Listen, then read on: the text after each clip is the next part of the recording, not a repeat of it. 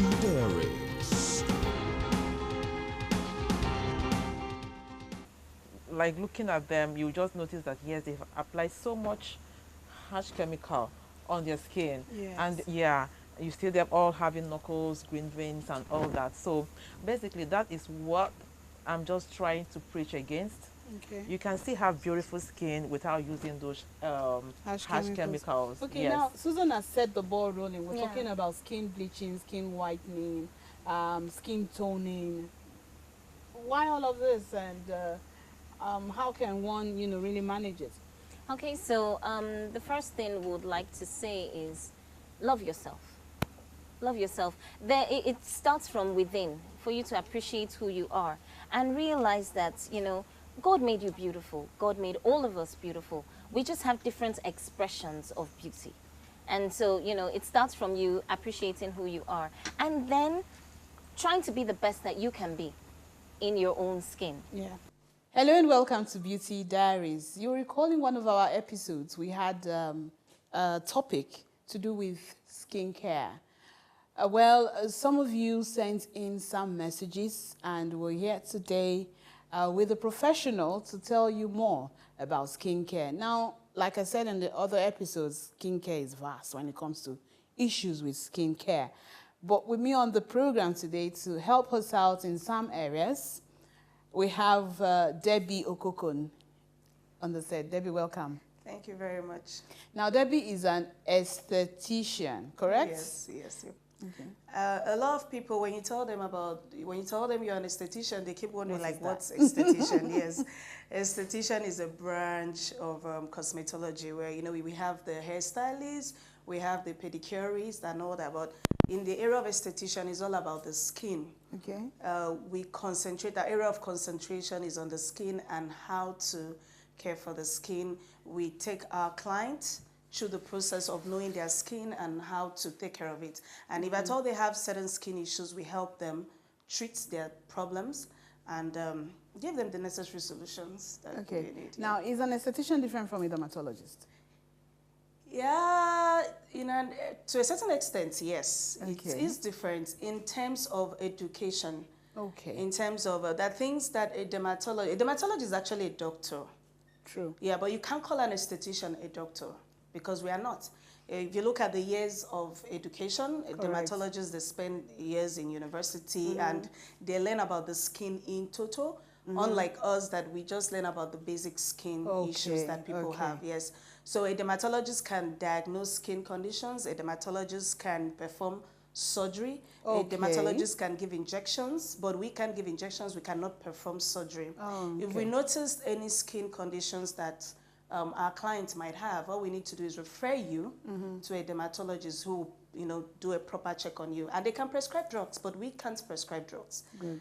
But the only thing we can do, maybe just give one or two instructions on a supplement that you can take, or maybe over-the-counter stuff that you can actually buy easily. Yes. But to sit down and say, okay, I need you to take this, take that, no, we don't do that. Okay. It's not our job to do that. Okay, now we know the difference because earlier in the program I introduced you as a dermatologist. Okay, let's go into the nitty-gritty. Now, we have a question, and one is, why must I go to a dermatologist? That's why I asked earlier. So why do I need to go to an esthetician? Because just like some of us do self-medication, we go to the pharmacist, we just buy what we want to buy and say, okay, I have malaria, give me this, and then I'm good. So some people now go on to buy creams for whatever skin issues they have, and they use it on their own without seeking professional consent. Why do I need to go to an esthetician? Okay, why they need to come to an esthetician before going to buy this product is because, one, an esthetician will have to go through your history with you to know certain things that you might react to or you might not, to know your skin type, to know the products that will be good for you. Yeah. A lot of times when people just go to, okay, let me use, for example, they go to a cosmetic shops and they want to go buy products. If peradventure you have an oily skin and then you pick a product that is comedogenic, that can actually clog your pores, and you have an oily skin, there's every possibility that if you had a clear face that had no issues at all, If you start using a product that is comedogenic, there's every possibility, 99.9%, that you're going to start breakouts. Oh, wow. So you break out and you start having blemishes here and there, things that ordinarily, if you had gotten in touch with your esthetician and he or she puts you through, you wouldn't have found yourself in that situation. But because on your own, you just went to buy. And at the end of the day, you buy trouble for yourself. Okay. And when you start having these issues, you discover that you spend a lot of money trying to correct a problem that you would have avoided in the first place if you had sought the right counsel from the person that will put you through. How do I deal with acne? That's another question. How do I deal with acne, pimples? Let's just talk about those two first. Okay, so we all call them acne. We all call them both the pimples Yes. and pustules and all that. They're all called acne, actually. Okay. It's just that we have like grade 1, 2, 3, 4 of acne. Oh, That's wow. how to differentiate them. Yeah. So pimples, like the tiny little black heads, white heads, maybe sebaceous oil gathering all over the face and all that. These are very minor acne that people have. It's very common. Okay. Yes. So if you have that type of acne, it's very easy to control it. A lot of times you try as much as possible to make sure your pores aren't clogged. Because like I said earlier on, is when your pores are clogged that you find yourself having this problem, this little acne is coming out. So when you have them, you try as much as possible to have your regimen, skincare products, regimen that you'll be going through at home, which will be given to you by your esthetician or your dermatologist. And this regimen or the products that will be given to you will be given according to the sensitivity of your skin. Okay. Because you might have an oily skin, but it might be too sensitive. You might have an oily skin, but your skin might feel too soft. Do you understand? It might not be as thick as the other person's skin that is oily. So if you're being given a product to follow at home, then it will be given based on the kind of skin that you have and the problem that you have. So if you're working on treating acne or you're trying to control your acne, you want to use products that contain some of these AHAs that will try to control the acne bacteria, or you want to use maybe like tea tree. Okay, tea tree oil. Yeah, because it has anti-inflammatory properties in it. And then if you use such product, you have to monitor the usage so that you don't get burnt by it. And this all has to do with the esthetician putting you through. So when you use this product, it will help you. You are now controlling it because already your skin produces a lot of sebum. That's why you're having the breakout in the first place. So when you use products like this, it helps control your pores to prevent the reoccurrence of breakouts and all that. And you try to mask. You try to use, I said earlier on about AHA products, even salicylic. Salicylic acid is very good for acne skin, but there are people that react to aspirin. Yes. So if you react to aspirin, you cannot use salicylic. Okay. Now, most people will not know. So they will just go buy a wash that contains salicylic and start using it. And before you know, they start breaking out or they start having other issues that, they shouldn't have.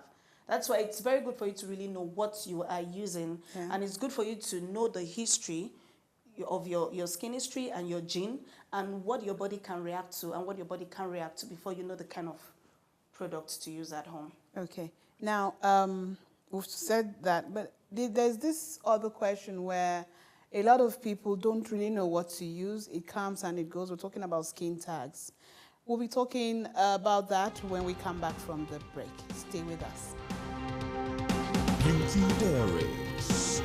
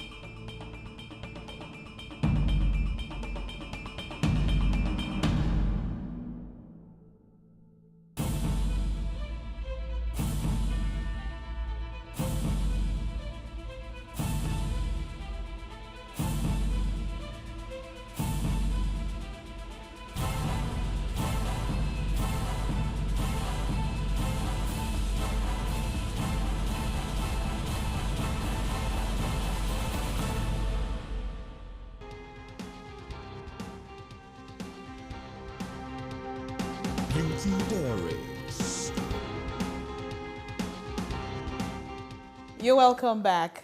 Now we need to talk about skin tags. A lot of questions came in after that episode I had.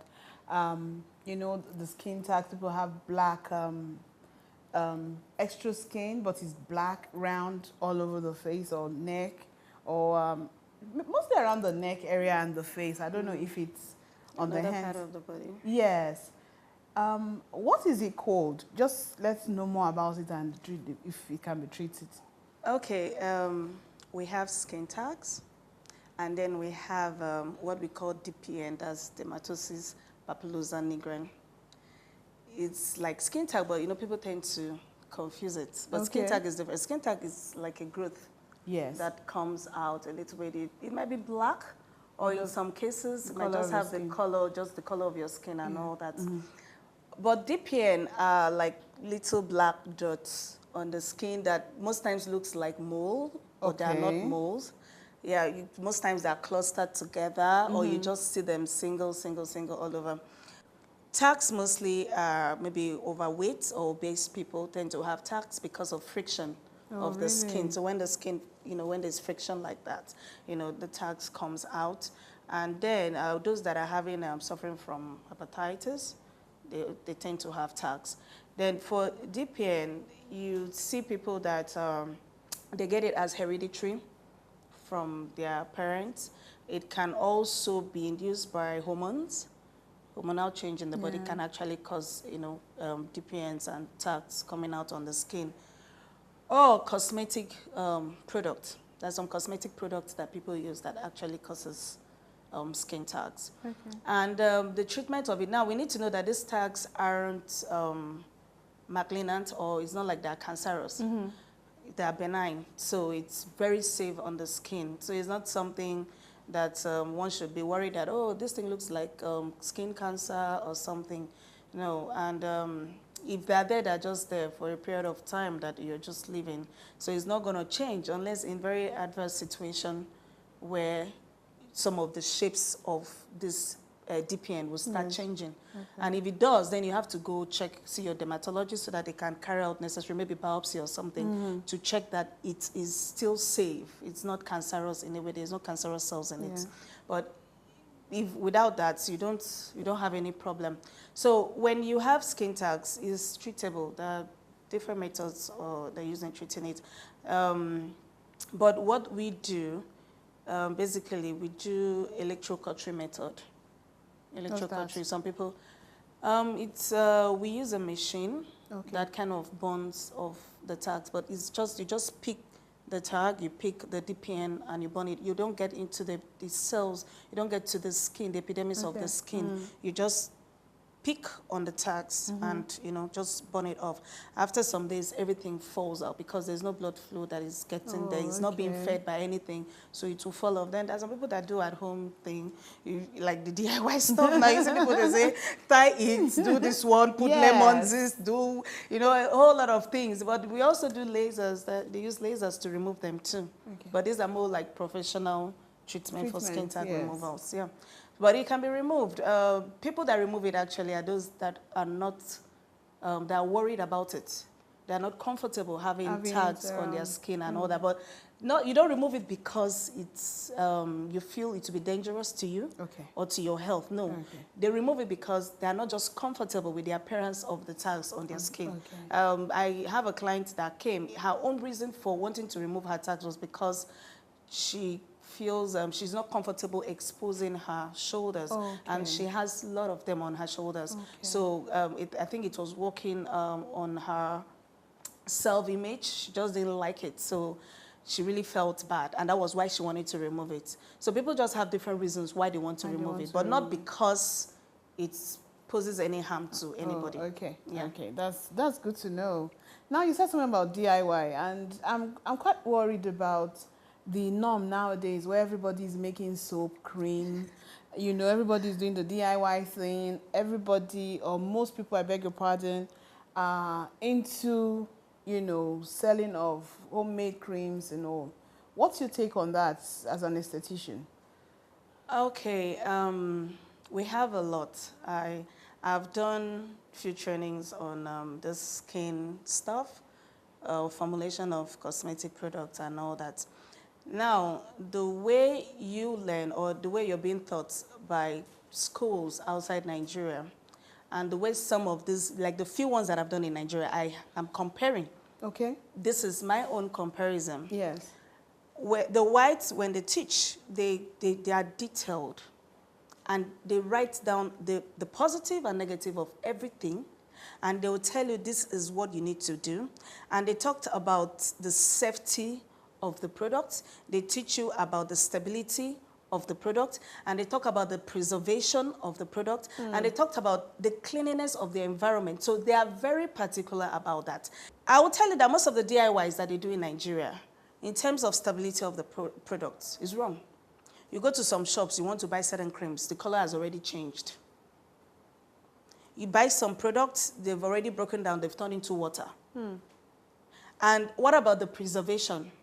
When skincare products aren't well preserved and you apply it on the skin, it will cause problems. There's no two ways about it. Because there are bacteria that are already growing in that product, and then the person apply the product on his or her skin.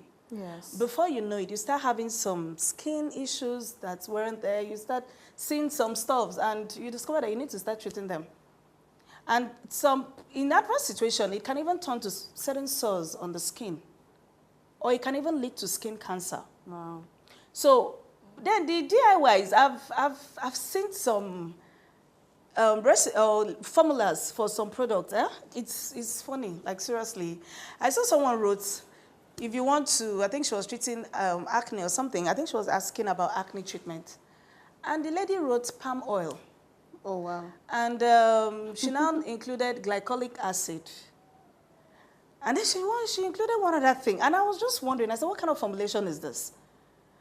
Do they even know what they are formulating? And do they people go using through it actually read about these things? what? Yeah, they don't read it, and because somebody just wrote it down, it's a formula, and they'll tell you can use everything in your kitchen, anything you have in your kitchen, use this, that, and then you use. And a lot of times they use a lot of lemon. Yes. They use lemon a lot. Now, lemon is very good for the skin, but you also need to know that lemon is sun sensitive. True. And that lemon is acidic, so it can actually burn. So if you don't have a percentage of lemon that you're using in your skincare formulation, then you're going to use a lemon that instead of that lemon giving you your desired results, the lemon is actually causing problems for you. Oh, my goodness. Do you understand? And you use lemon, you step under the sun, you'll be terribly burnt. Okay, talking about the sun, we'll be talking about sunscreen later when we come back from this break. Beauty Diaries. Sexy cocoa butter, show my baby sire. Girl, your body hot, make up for you below water. Sexy cocoa butter, oh my regular. Girl, your body hot, so black and so beautiful. Pop, pop, pop. Melanin popping, chocolate topping. Mela pop, pop, pop. Beauty Diaries. So let's talk about sunscreen. Yes, sunscreen is something we can never get tired of talking about. We can never get tired because it is very, very important. A lot of problems and health issues that we have comes from the sun exposure on the skin. I remember when I came to Abuja in 2009, if it rains at all, it just rained a few minutes and stop, and the sun comes out and everywhere is dry and all that. But this year, I discovered that it's been raining. I'm like, okay, this is not the Abuja that I used to know. It doesn't rain. I'm used to this kind of weather in maybe Lagos or in Port Harcourt. But now we see that it's changing. The climate is changing. A lot of things are changing, and that includes the sun. And that when it's dry season here in Abuja, you discover that the sun is so hot. Yeah, it burns, and when actually. you step, yes. So in that situation, you need your sunscreen. You need sunscreen even for your children. You need for them like that sunscreen that can be used on kids. Yes. So you get that for them. Most of the clients that comes here that I know, their parents, I tell them. So it doesn't I matter said, if I'm light or dark? No, it doesn't. Okay. It doesn't at all. You need to It's just for make that all. clear. Yes, because if it's destroying your skin, when you're a dark skinned person, at least you have the melanin that can absorb some of the UV rays. But if the sun production, the UV ray production at that time is more than what the melanin of your body is actually producing, you can still get burnt as a dark skinned person. Okay. You can still get wrinkled as a dark skinned person. So it has nothing to do with skin color. Okay, These so are nothing like melanin popping. So the only thing is that the melanin will pop in a darker skin more than what it will pop on a lighter skin. So the possibility of a lighter skin getting burnt more than a darker skin is very high. Okay. Yes. Okay. Because the melanin content is not the same. Okay. Talking about being burnt now, let's talk about what's the difference between skin bleaching, skin whitening, skin toning. What's the difference between the three of them? Well, I'm a layman, I don't know, so I need to know. I don't think there is any difference. It's all about suppressing melanin production, that's all. Oh. So then it has to do with the stages of your skin tone.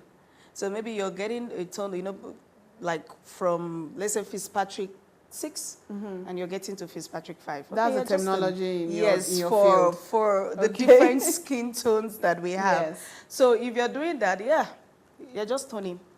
Do you understand? You just want to brighten up your complexion a little bit. Then the lightening, you're moving at least 2 shades. We know you as a dark skin, and the next thing we are seeing you like a little bit more chocolate and looking a little bit fairer. You're getting lighter. The bleaching is the one that your skin Fitzpatrick 6, and the next day we see you, your Fitzpatrick 1, that is bleaching. So you turn from a black girl and automatically you're a white woman. Okay. Now, the melanin suppression in that scenario is very, very low. Like, you've really suppressed the melanin in your body, and that's why you're getting that white hue of complexion. Yeah. So how about glutathione injections? Is it the same thing? Yes, or is it a faster way to getting lighter? Glutathione, it shouldn't be misconstrued, actually. Okay. Glutathione, the side effect is the lightening. Oh, the side effect is the lightening. Yes. So some people use it for lightening. Actually, it has some things it does to the body. To the body. Please educate us. So now, glutathione, what it does is our body produces glutathione. Almost every cell in the body contains glutathione. So you find larger quantity of it in the liver, and it helps with detoxification that takes place in the body. It helps to fight free radicals and boost the immune system. So glutathione is something that our body needs. But as you get older, it depletes. The production of glutathione reduces as you get older. Yes. So now when you take a glutathione supplement, you're taking it because you want to boost your immune system. Correct. You're taking it because you want your body to fight free radicals, which causes cancer. That's why I say most people that undergo cancer chemotherapy treatment and all that, they do give them glutathione injections because it fights the free radicals. Okay. So the health benefit of glutathione is that it detoxifies, it fights free radicals, and it also boosts the immune system of the body. Then when you take it as a supplement or as an injection, now you're putting a lot of it into the system because the one your system produces might not be that much to give you that lightening stuff that you're looking for. So what happens is that when you take the glutathione injection, you take the supplement, it suppresses the melanin production in your body. So as it's suppressing the melanin production in your body, you're getting lighter. Yes. But at the same time, you're getting the added benefit of your immune system being boosted, your detoxification process taking place normally in the body, and also fighting free radicals. But one thing with glutathione is that people tend to abuse it. Okay. Yes, people tend to abuse glutathione because they know that it lightens, and it doesn't just lighten. You know, when there's proper detoxification in the body, your system is free. You know, everything functions, all the parts functions very well and all that. So your skin naturally glows. So people take it because they want that glowy, light complexion look and all that, and they go overboard with it. And when you go overboard with glutathione, you know everything now, when you take it to the extreme, always has negative results and all that. So when they take it to the extreme, it has its own problem.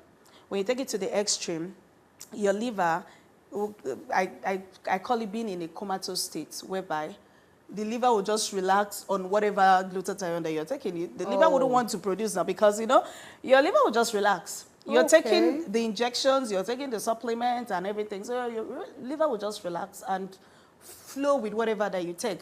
Which at a time, if you just take too much, if you stop, it will not be a problem for your liver to start producing its Oh, own. wow. So I tell people if you must do glutathione, glutathione is good, but you don't take it to the extreme. Always give yourself the space, space your dosage. I advise people most times, just maybe you can do it twice in We a don't year. want them. We don't want to prescribe anything on TV for anyone. You need to visit an esthetician to know how to go on about taking such things. Let's talk about metal and reactions on the skin. We're talking earlier about wearing jewelry and then you react to it. Some of us even buy some wristwatches and you can't wear it again. Is there any way I can? Well, I guess the answer is stop wearing that. The answer is stop wearing it because whatever was used to produce it, the metal stuff, your body just doesn't flow with it. Like there's this skin conditions that most people have that most contact dermatitis condition where if they wear shoes and all that, they might start Yes. having reaction. Your skin just doesn't flow with it. Oh, okay. Do you know? Okay. So the only thing you do, you just avoid those things that you know that when it comes in contact with your skin will react. You just avoid it. So like the metal stuff, yes. There are people that like if I'm doing consultation for any skin treatment, I always ask, do you react to metals? Yeah. Because most people react to metals, but they don't know that they react to metals. So you ask, do you react to metals? And if you do, then you know you have to stay away from some of those. You identify, it's not all, like in your case, you say when it's gold, your body likes good things. So when it's gold, your body is okay with it. But anything other than gold, immediately, some few hours I'm reacting. No, you can't wear it. So that's the thing, you just avoid it. Thank you so much, Debbie. It's been awesome talking to you. I've been enlightened. I'm sure people watching, viewers watching, have also been enlightened. So you know the importance of visiting a professional when it comes to these things. And you need to be careful with whatever you do when you're doing your DIY stuff. A lot of us visit YouTube. Hey, there's no problem, but please be careful. And that's why we've come to talk to a professional today to tell us more about all of these things that we do on our own. And for those that also want to get professional help, you also know what to do. For those that want to get professional help, you also know what to do. Visit an esthetician, visit a dermatologist if need be, but be careful with all those things around you. Thank you so much for being a part of Beauty Diaries. Hope to see you same time next week. I am Namure Edemia. Stay well, stay beautiful. Bye-bye.